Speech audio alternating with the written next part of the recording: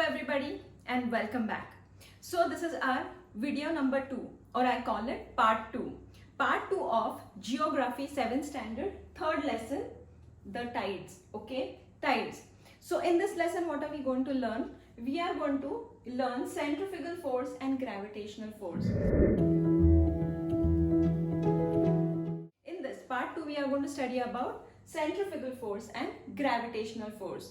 So now we are going to understand what these forces are. Okay, now let's begin. Now, like we have written here, centrifugal force and gravitational force in your textbook on page number 9. Try this. On page number 9, try this. These activities are given. You can see a girl holding a book and keeping a chalk on that. So this is one activity that you have to keep. I won't be doing all the activities, but one of the activities will do. So she is supposed to be moving the book like this and the chalk like this. Okay. Then the second one is, they've also asked that you take a small container of jar and with water and whirl it around, means spin it around. Okay. What happens when you spin it around? Obviously the water is also going to get spinned inside. Then the next one is again the same thing, boy moving the glass with water, and one more is girl whirling the key ring. Whirling the key ring means she's rotating. Now I have a key, so what she's doing is you have to hold the key like this and rotate it around or spin it around. Now while you are spinning it, what happens? See, you can see that if I leave it from here, it will get thrown somewhere. Okay, but when I stop, it drops down. Again, when I whirl it or spin it, what happens? Again, it gets lifted up. So what is all this? That's what we are going to see in this lesson. So now on the next page, page number 10, you can see after these activities, there are can you tell? The group is asking you, can you tell? So there are some questions. On the basis of questions given below, discuss the results of activities listed above. So whatever activities are given up, based on them, some questions are asked. So what are those questions? In which direction did the piece of chalk fall? So when the piece of chalk was kept on a book and when it was moving like this, which side it was falling? Obviously the side where you are going to turn it down. The book where it goes down, the chalk goes, obviously it goes down. Why does it go there? Because of the gravitational force. I am standing here because of gravitational force. You are sitting wherever you are sitting because of the gravitational force. Okay, so we already know what gravitational force is. So when I was drilling the key, what happened? Every time I stopped, it fell down. That means because of the gravitational force. But every time I was spinning it, again it got lifted up, and if I had thrown it, left it from my finger, it would have gone and banged somewhere. Now what is that? That is centrifugal force. Anything that acts opposite to gravitational is centrifugal force. For example, this is a marker, I'm throwing it up, okay, and then it comes down.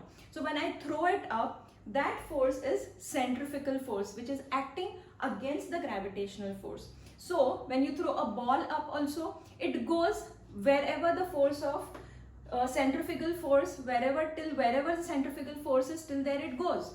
Once its force, the centrifugal force is over, gravitational force acts. Like for example this. So what happens? It goes up because of the centrifugal force, and wherever the centrifugal force ends, gravitational force is pulling it down. So what has it got to do with the tides? Okay, so that's what we are going to study in this lesson. But before that, let's see the geographical explanation. In all the above activities, that effects on the centrifugal force is visible. Okay, the centrifugal force acts in the direction opposite to gravitational force. So this is what we have studied. So this is how it is going to act. Now, what is centrifugal force and gravitational force? Once again, they have given a definition, and also they have given a diagram, figure 3.5 you have to observe. Okay, now let's see. Okay, now I have drawn figure here. It is in your textbook also. So what does these figures tell you? Now what is centrifugal force? Let me tell you. And what is gravitational force? Centrifugal force is something that throws out.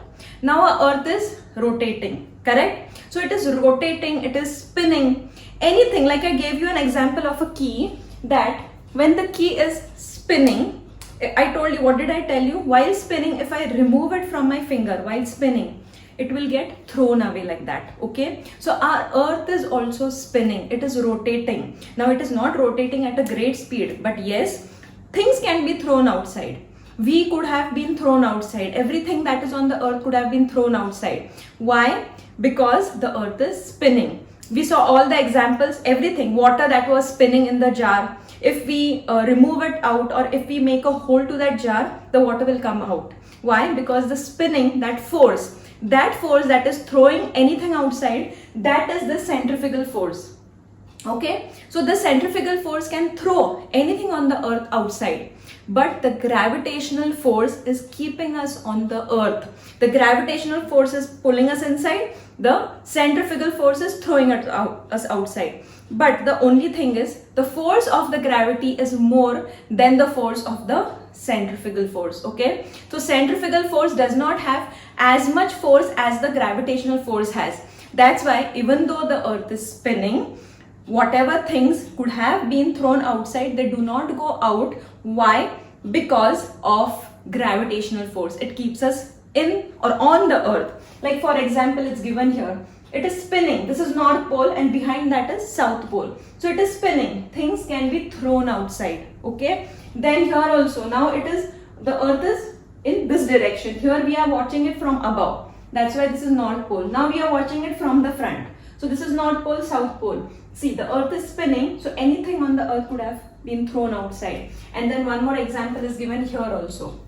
Now this is G, means gravitational force is pulling inside, centrifugal force is throwing it outside. But the force of centrifugal force is not as powerful as the gravitational force. The gravitational force is more powerful. That's why anything on earth, even if centrifugal force is pulling it, it won't go anywhere. It stays there only. Now again, what has these two things to do with tide? Because we are learning about the lesson tides. So that's what we'll talk about it now.